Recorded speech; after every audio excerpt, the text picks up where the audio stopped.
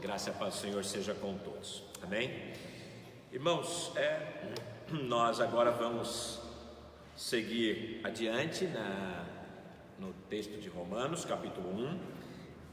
Nós vamos ler hoje, a partir do 18, novamente, mas nós vamos ler até o 32. O texto que agora nós vamos pegar é do 24 ao 32, mas o todo do texto começa, para a gente pegar todo o significado do texto, ele vai começar a partir do verso 18 do capítulo 1, que nós terminamos esta parte da mensagem, que era até o versículo 23, mas agora nós precisamos pegar a sequência do texto. Então, Romanos capítulo 1, vamos ler do 18 até o 32, mas vamos começar a expor do 24 em diante. Portanto, a ira de Deus é revelada dos céus contra toda a impiedade e injustiça dos homens que suprimem a verdade pela injustiça. Pois o que de Deus se pode conhecer é manifesto entre eles, porque Deus lhes manifestou.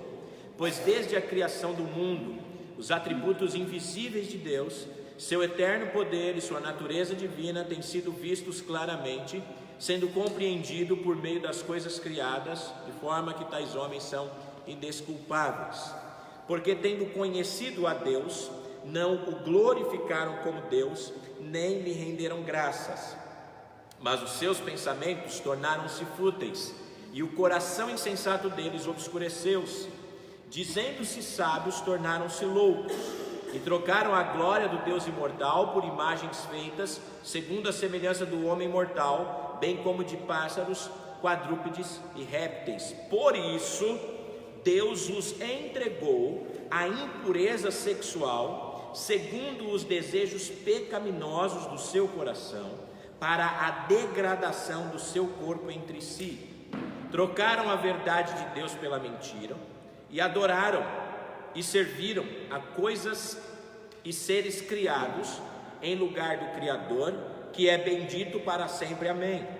Por causa disso, Deus os entregou a paixões vergonhosas.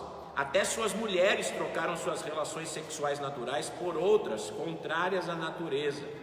Da mesma forma, os homens também abandonaram as relações naturais com as mulheres e se inflamaram de paixão uns pelos outros.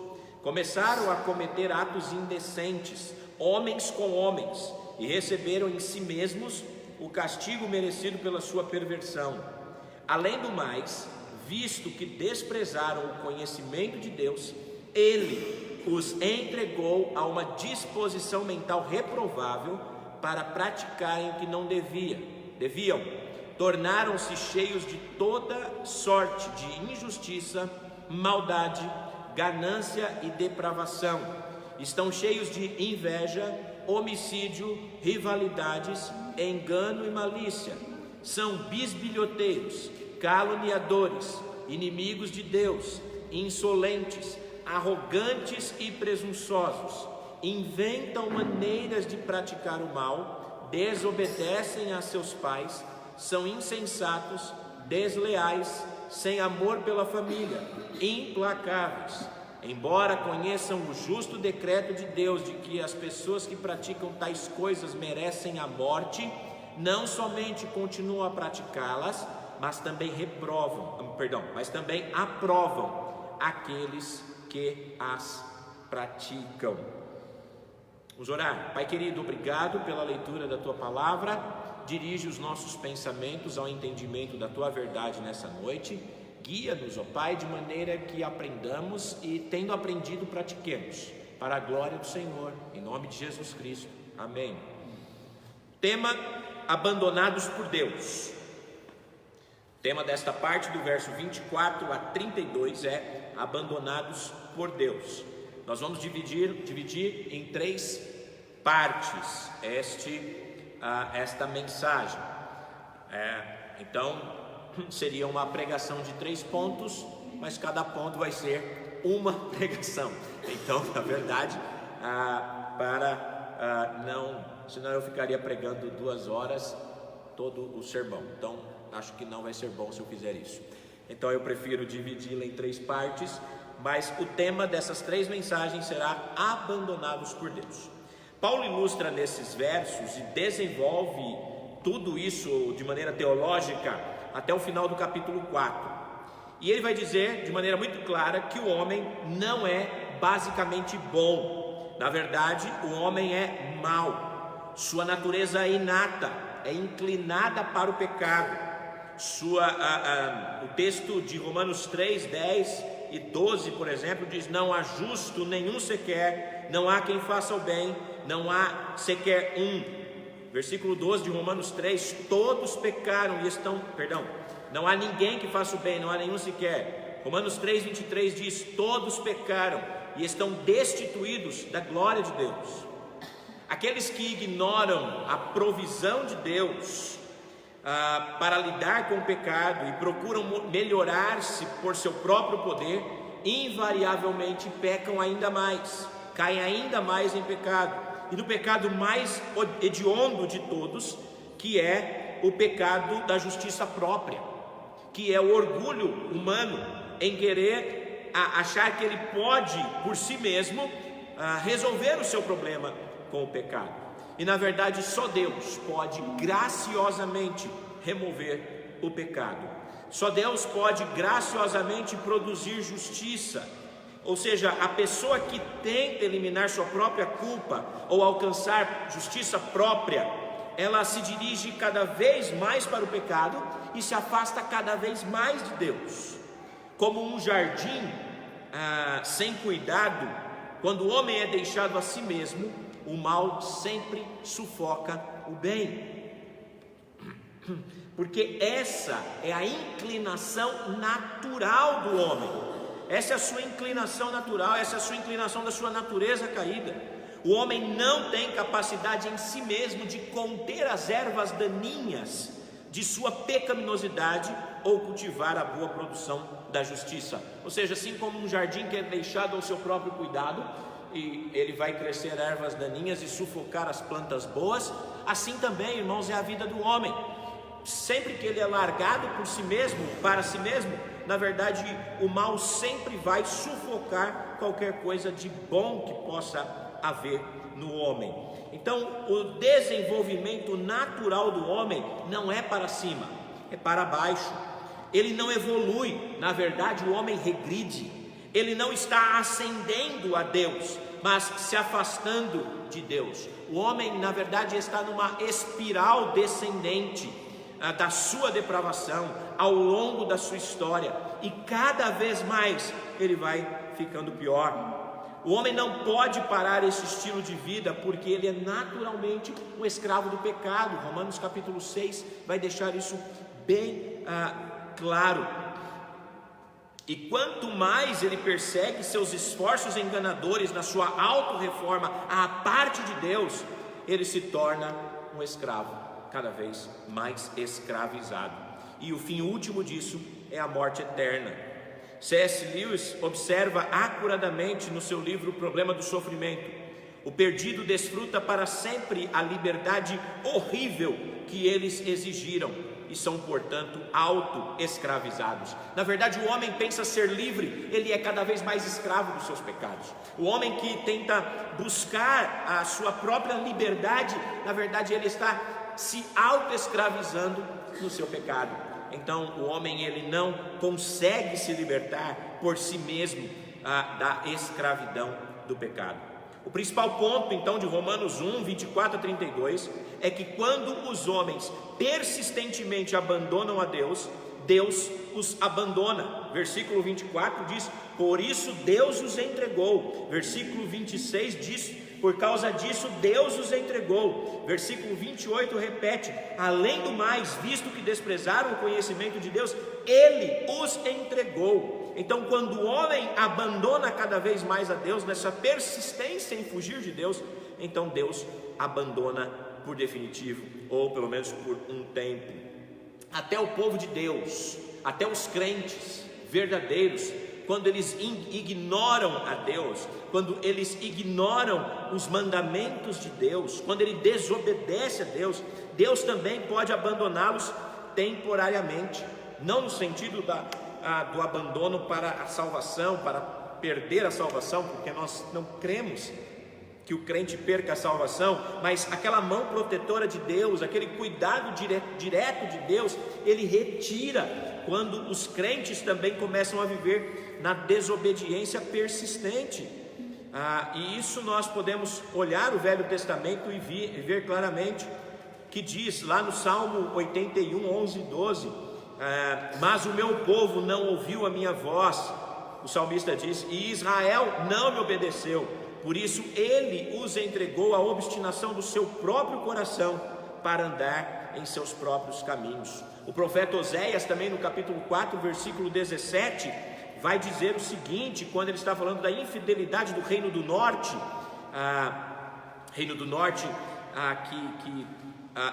é o primeiro povo levado cativo, depois o Reino do Sul, lá em Israel, e aqui representado por Efraim.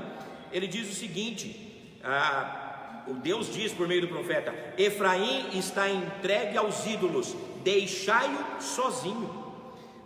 Em sua mensagem para o sumo sacerdote e em outros líderes religiosos de Jerusalém, Estevão lembrou-lhes que quando os antigos israelitas rejeitaram o Senhor e ergueram e adoraram um bezerro de ouro, lá descrito em Êxodo,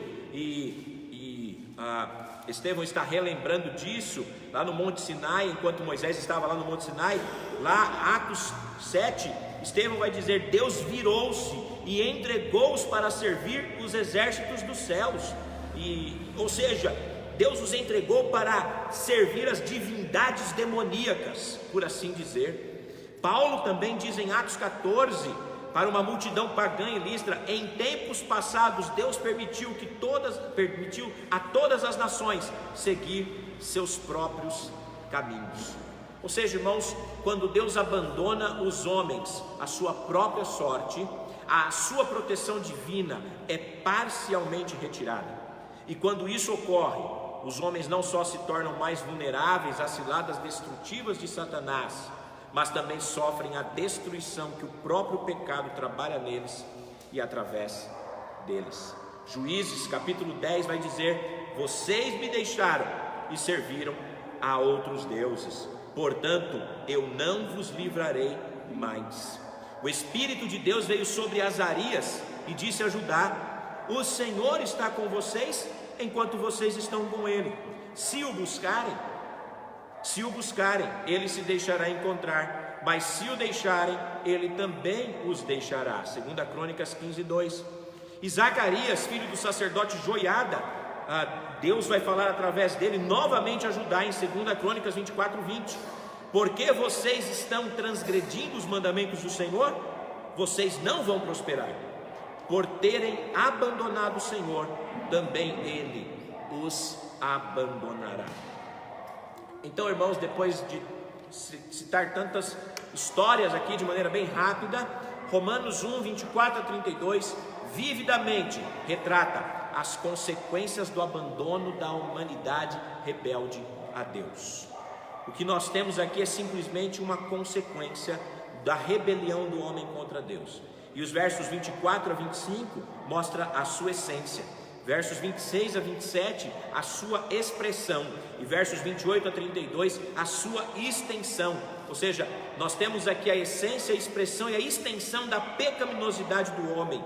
E cada uma das seções, elas são progressivas. Elas aumentam o nível de pecado, por assim dizer. Quando nós olhamos os versos 24 a 25, Deus nos entrega a impureza sexual. Dos versos que aí nós mostra a essência, de modo geral. A expressão dos versos 26 a 27 mostra que eles passam para relações vergonhosas, até relações homossexuais.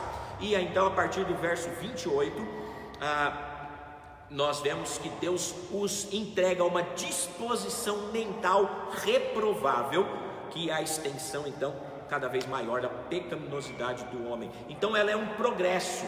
O pecado, ele é progressivo. Ele começa de uma maneira menor e ele vai progredindo, até se estender de um tamanho talvez incontrolável. Então cada uma dessas sessões ela é mais preocupante do que a outra, e ela sempre começa com essa expressão Deus os entregou.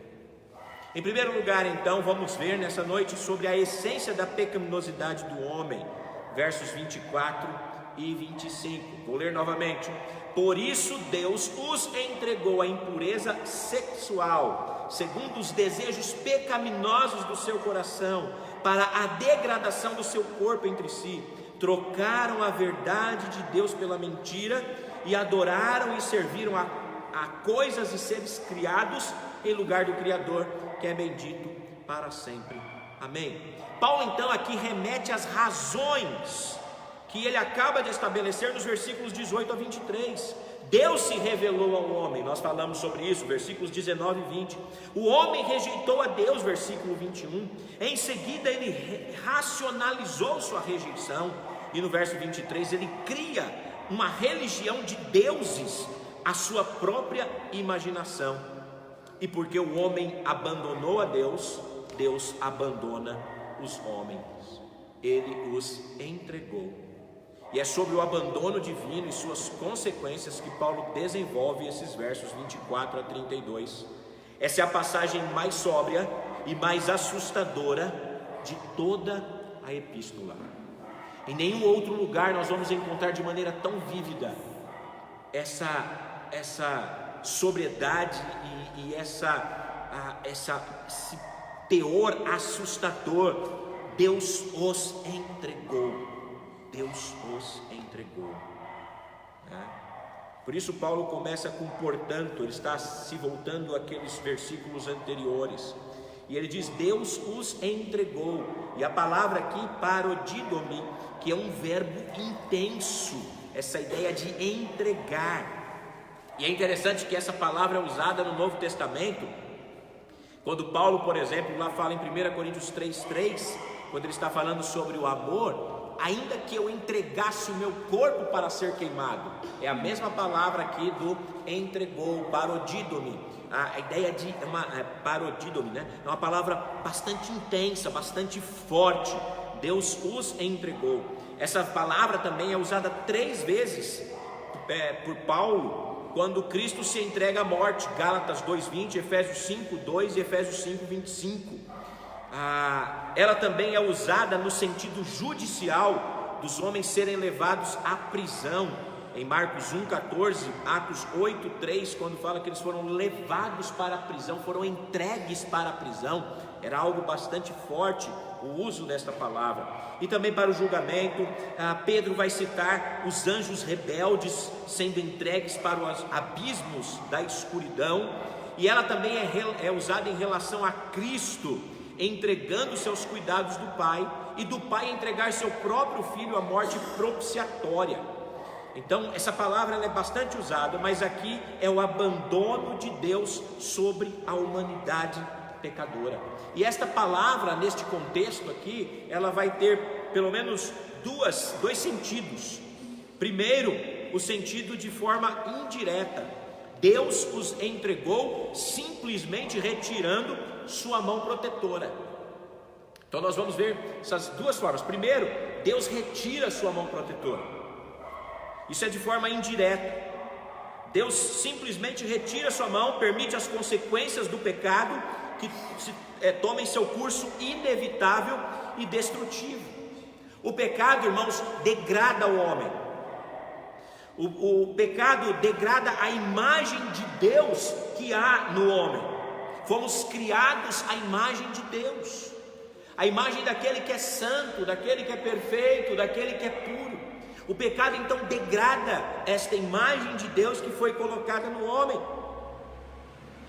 Então Deus, quando tira sua mão protetora, as consequências do pecado, ela vem. E esse pecado que degrada a imagem de Deus, tira a dignidade do homem, tira sua paz de espírito, tira sua consciência limpa. O pecado destrói pessoas, o pecado destrói relacionamentos, o pecado destrói casamentos, o pecado destrói famílias, o pecado destrói cidades, o pecado destrói nações. O pecado também destrói igrejas. Thomas Watson disse: o pecado coloca cascalho no nosso pão e absinto no nosso copo. Os homens caídos não estão preocupados com o seu pecado, óbvio que não, mas apenas sobre a dor das consequências desagradáveis que o pecado traz. Alguém disse muito bem que o pecado teria menos compradores se as consequências fossem imediatas. Se as consequências do pecado pecou, acontecesse alguma coisa, com certeza os homens pecariam menos ou evitariam o pecado. Na verdade, o que os homens querem é evitar as consequências. Muitas pessoas, por exemplo, estão preocupadas com doenças venéreas, mas não restringem o seu pecado. Continuam vivendo de maneira promíscua e perversa na área sexual. Ao invés de aderir aos padrões de pureza moral de Deus, eles tentam remover as consequências de sua impureza. Aí eles se voltam para aconselhamentos, medicinas, psicanálise, drogas, álcool, fugas e uma série de outros meios para escapar do que não se pode escapar, exceto pela remoção do seu pecado. Diz que um arminho é um bichinho que parece um castor, um bichinho esquisito, um rato comprido, pescoço grande, ele fica em pezinho, até bonitinho. Diz que o arminho preferia morrer a contaminar seu belo casaco de peles. Ou seja, ele é bem peludo, então ele prefere morrer a ter que contaminar a sua pele. Esse animal ele vai por lugares mais distantes, ou seja, ele anda caminhos mais distantes, mas que sejam limpos, para não se sujar. O homem não tem essa inclinação a respeito da contaminação do pecado. Ele não pode manter-se puro e não tem nenhum desejo natural de fazê-lo. Nem toda a ira de Deus será no futuro. No caso da promiscuidade, talvez mais especificamente e severamente do que em qualquer outra área da moralidade, Deus derrama continuamente sua ira divina por meio de doenças venéreas ou outros tipos de doenças. Na verdade, é Deus retirando sua mão protetora e as consequências naturais da promiscuidade. No que diz respeito a inúmeras outras manifestações de impiedade, Deus derrama a sua ira, muitas vezes em forma de solidão, frustração, falta de sentido, desespero, e que são características da sociedade moderna. A humanidade autossuficiente vai cada vez mais e mais longe de Deus, e Deus lhe dá as consequências da sua rebelião espiritual e moral contra ele. Alan Johnson diz: sem Deus não há verdades permanentes, duradouras, princípios ou normas, e o homem é lançado sobre um mar de especulações e ceticismo na tentativa da autossalvação. O abandono divino dos homens para o seu pecado, sobre o qual Paulo fala aqui, não é o abandono eterno. Enquanto os homens pecadores estão vivos, Deus oferece oportunidade para a salvação. Paulo diz: Deus os entregou à impureza sexual, para os seus desejos pecaminosos, para a degradação do seu corpo. Mas aqui não está dizendo que é para sempre essa entrega. Enquanto os homens estão vivos, há oportunidade para a salvação. E essa é a boa notícia da maravilhosa graça de Deus, que Paulo desenvolve mais tarde nessa epístola. Como seu homônimo no Antigo Testamento, a Jezabel, que foi evocada para falar em relação à igreja de Tiatira, lá em Apocalipse, era a personificação da idolatria e da impiedade moral, mas o Senhor graciosamente deu-lhe a oportunidade de se arrepender. Apocalipse 2, 20 a 21. Notem que há dois pecados claros nesse texto. Primeiro é a impureza sexual, para todo tipo de pecado nessa área. E o segundo é a idolatria. Eles adoraram e serviram coisas criadas e não serviram o Criador.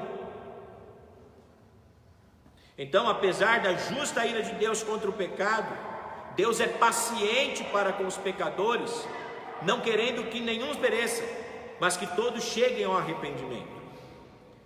E depois de dar uma lista de pecados semelhantes ao de Romanos 1, 29 a 31, Paulo lembra os cristãos de Coríntios: e tais fostes alguns de vós, mas havendo sido lavados, fostes santificados, fostes justificados em nome do Senhor Jesus Cristo e no Espírito de nosso Deus.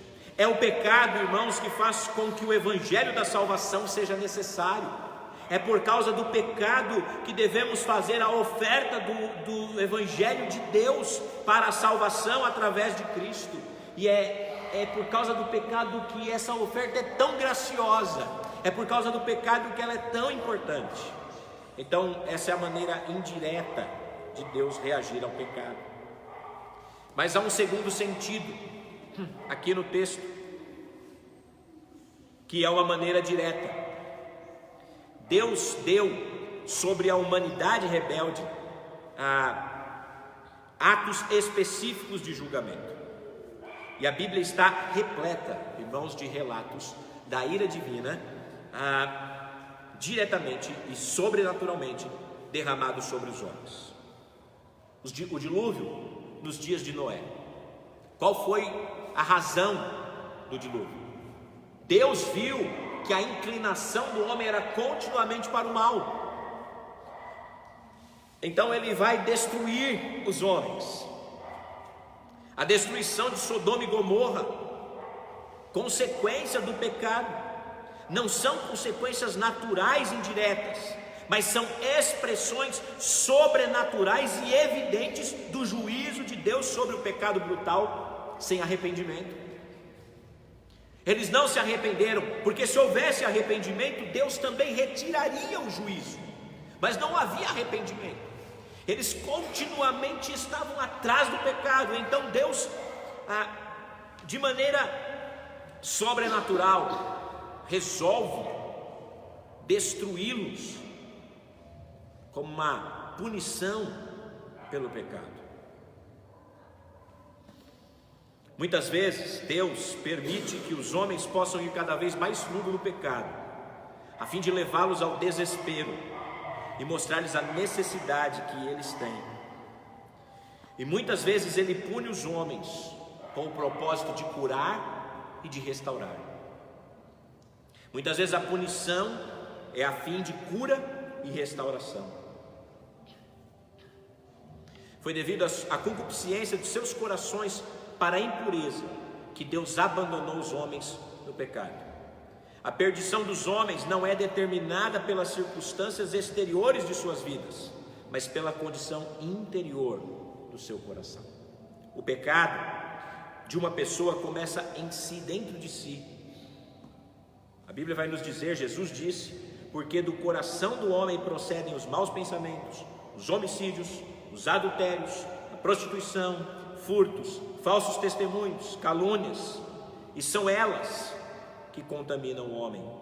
Jeremias já tinha dito a mesma verdade de uma maneira mais simples, quando ele disse, no capítulo 17, versículo 9: enganoso é o coração, mais do que todas as coisas, e desesperadamente corrupto, quem o conhecerá? Então, na verdade, o mal vem de dentro do homem. Usado metaforicamente aqui nas Escrituras, o coração não representa as emoções ou sentimentos, como geralmente nós fazemos no uso moderno. O coração representa um sentimento de amor ou alguma coisa assim, não. Na verdade, o coração aqui representa todo o processo de pensamento, incluindo especialmente a vontade e a motivação do homem. Em seu sentido mais amplo, o coração representa a natureza básica de uma pessoa, o seu interior, o seu caráter. Em nossos dias, a impiedade básica do homem está de maneira cada vez mais clara. O homem tem, de alguma forma, nos nossos dias, tentado cada vez mais demonstrar os seus próprios desejos, cada vez mais fazer o que lhe é a sua própria vontade. E o desejo do homem é sempre para o pecado, porque é o seu natural. A sua vontade própria é a essência dos seus pecados. É interessante que, embora Satanás seja o responsável por levar a tentação do homem ao pecado, mas não foi Satanás que fez com que Adão e Eva cometessem o pecado. Eles cometeram o pecado, eles desejaram o que era proibido. Foi uma decisão voluntária de serem acima de Deus, de estarem acima de Deus. Os homens rejeitam a Deus porque suas preferências, para as suas paixões, para o seu próprio caminho, são maiores do que o desejo por Deus. Os homens preferem o seu caminho, eles preferem as suas luxúrias.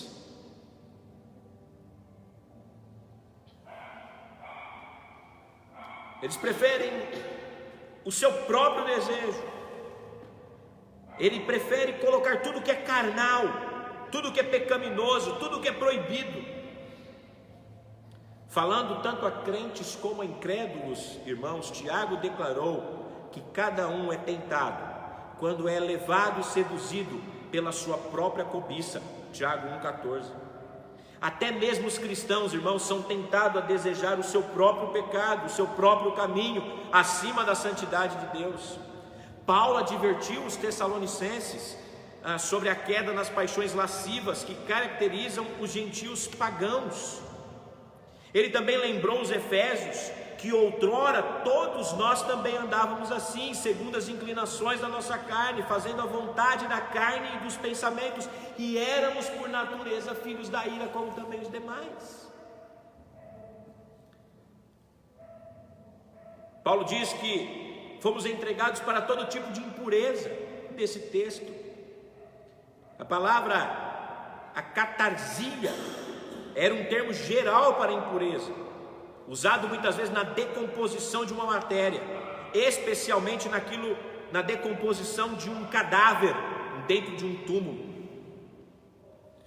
que era considerado impuro. Então Paulo está usando esse termo como um termo moral, geralmente ligado ou associado com a imoralidade sexual. Paulo também lamenta sobre os coríntios, porque eles estavam vivendo e praticando estas coisas. Paulo também vai falar sobre as obras da carne, usando essa mesma ideia lá em Gálatas. Ele exortou aos efésios: não deixe cair imoralidade ou qualquer impureza ou cobiça, sequer se nomeie entre vós, como convém a santos. O efeito da rebeldia e obstinação dos homens para a impureza leva os seus corpos a serem desonrados, para a degradação do seu próprio corpo entre si. Eles desonram os seus próprios corpos através da indulgência vergonhosa aos pecados sexuais. Eles desonram o seu corpo, a sua alma, e eles se afastam de Deus. Quando o homem procura elevar-se para os seus próprios fins, para as suas próprias normas, ele inevitavelmente cai no oposto. O caminho da humanidade caída é sempre para baixo, nunca para cima.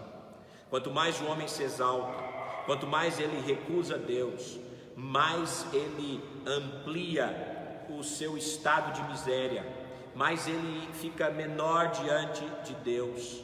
Quanto mais ele honra a si mesmo, mais ele está se tornando desonrada. Nenhuma sociedade na história tem dado mais atenção aos cuidados do corpo do que o mundo ocidental moderno. As pessoas se preocupam com a beleza exterior, as pessoas se preocupam com a roupa que vão usar, as pessoas se preocupam em usar produtos para se manter jovens. Mas é uma trágica ironia que quanto mais os homens procuram viver assim, nenhuma sociedade causou mais degradação do corpo como a sociedade atual. Quanto mais a vida humana é exaltada por si mesma, na verdade mais ela é desvalorizada. Em uma trágica ironia, a mesma sociedade que valoriza e exalta o homem, incessantemente o degrada. O mundo ecoa com demandas por direitos dos homens. Livros, filmes, televisão retratam a brutalidade do assassinato ou de uma maneira muito difícil, mas tratam como normal a promiscuidade sexual e a perversão. Elas são glamorizadas. Às vezes se fala sobre matar alguém ou alguma coisa assim, então é horrível, mas a promiscuidade parece que nos nossos dias se tornou algo para ser elogiado. O humanismo rejeita Deus, ele não tem nenhuma base para a dignidade do homem, e portanto, em nome do humanismo, a humanidade está se desumanizando. Embora lamentando a desumanidade do homem para com os homens caídos recusam-se a reconhecer que eles estão rejeitando a Deus, e que essa rejeição que eles estão fazendo é o que tem ferido ainda mais a dignidade do homem. Embora proclamem a grandeza dos homens, os abusos da sociedade moderna são cada vez maiores. Os homens cometem abusos sexuais uns com os outros, os homens cometem abusos econômicos uns com os outros, os homens cometem abusos criminais uns com os outros, os homens cometem abusos verbais uns com os outros. E sabe por quê? Porque eles rejeitam a Deus. Eles rejeitam aquele que o criou e que pode redimir. Os corações dos filhos dos homens estão cheios de maldade e loucura. Eclesiastes 9:3.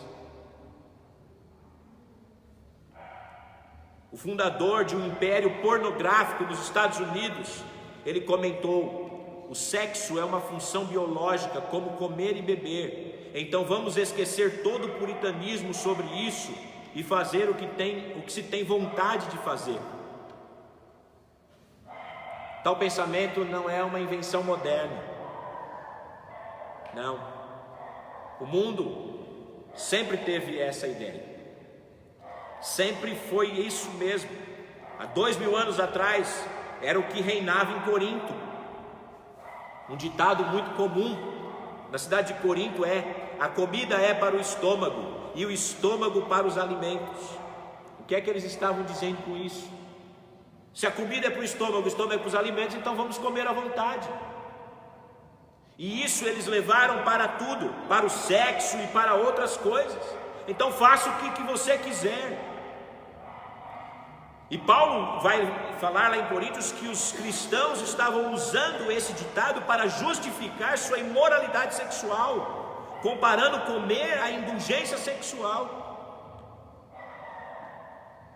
Eles alegavam todos ser apenas funções biológicas. Paulo então responde: o corpo não é para a imoralidade, mas para o Senhor, e o Senhor é para o corpo. Então, quando pecamos contra o nosso corpo, pecamos contra o Senhor. Esse é o ponto que Paulo levanta lá. Irmãos, nós vivemos tempo de tamanha perversão jamais vista. Agora a pedofilia é tratado ou está sendo tratado como doença e não como perversão, que chega a ser ridículo. Não duvido que possa ter algumas pessoas com algum distúrbio, mas a grande maioria não é isso.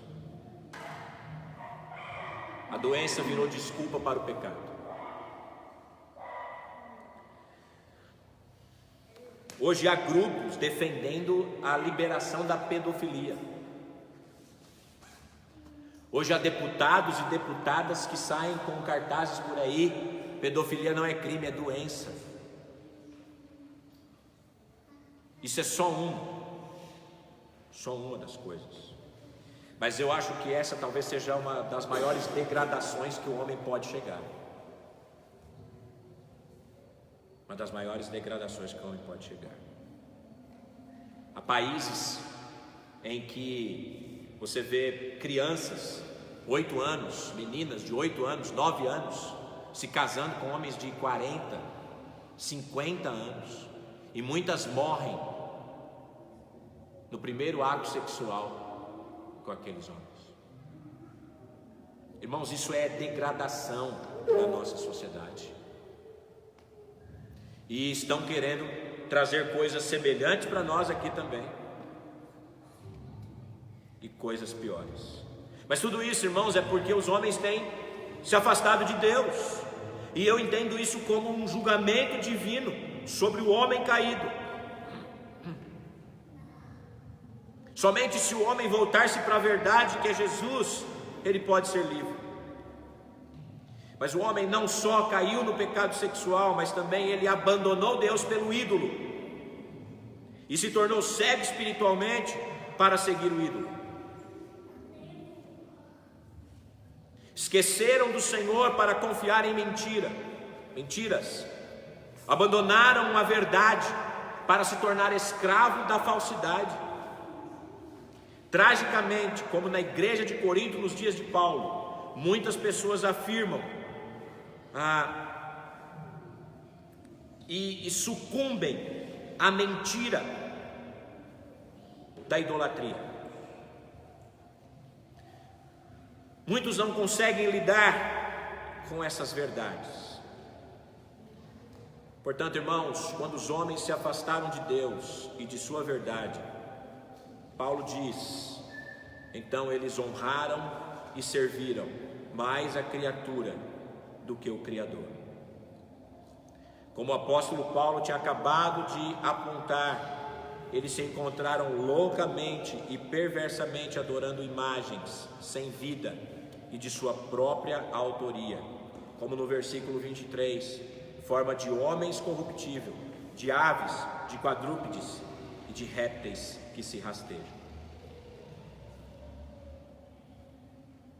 Talvez Paulo aqui ele deixa de continuar tocando nesses assuntos, e é como se Paulo saísse desse momento e ele insere uma doxologia judaica, onde ele diz: trocaram a mentira, adoraram e serviram as coisas e seres criados em lugar do Criador. E Paulo completa dizendo: o Criador é bendito, amém, é bendito para sempre. Paulo fala: enquanto os homens estão adorando a si mesmo, adorando o sexo, adorando as imagens, adorando a promiscuidade, adorando o erro, adorando o pecado, Paulo diz: quem é bendito é Deus, Ele é o único digno de adoração. Paulo vai inserir então essa doxologia, dizendo sobre o verdadeiro Deus, que é o Criador, que é bendito eternamente. Paulo não conseguiu resistir, acrescentando ao seu próprio pensamento algo mais refrescante do que a sujeira somente que ele estava descrevendo. Então ele põe uma palavra de louvor ao Senhor, de como ele deve ser servido, em contraste absoluto com aquilo que é a iniquidade, que é a idolatria e que é a impiedade. Paulo mostra aqui no final desse versículo 25, ele fala: os homens têm se entregado à impureza, os homens têm seguido seus desejos pecaminosos, os homens têm abandonado o Senhor, os homens trocaram a verdade pela mentira, os homens adoraram as coisas criadas em vez do Criador. Ele diz: mas nada disso resolve, porque é Deus, o Criador, que é bendito, que é para sempre, e é Ele que deve ser louvado e exaltado. Paulo termina então dizendo aqui, irmãos, que de maneira clara, que os homens têm trocado a verdade de Deus, abandonaram a Deus, o único que deve ser louvado. E por isso então, irmãos, vemos, tanto de maneira indireta quanto de maneira direta, o castigo que está sendo colocado sobre o pecado. E os homens continuam cegos, e os homens continuam aumentando cada vez mais os seus pecados, porque ao invés deles correrem para o Criador, eles seguem o caminho oposto, que é o desejo da sua carne natural. Por isso que o Evangelho se faz necessário, para que o homem se arrependa e busque a verdade de Deus, que é bendito para sempre. Amém e amém. Que Deus possa nos guiar e nos abençoar.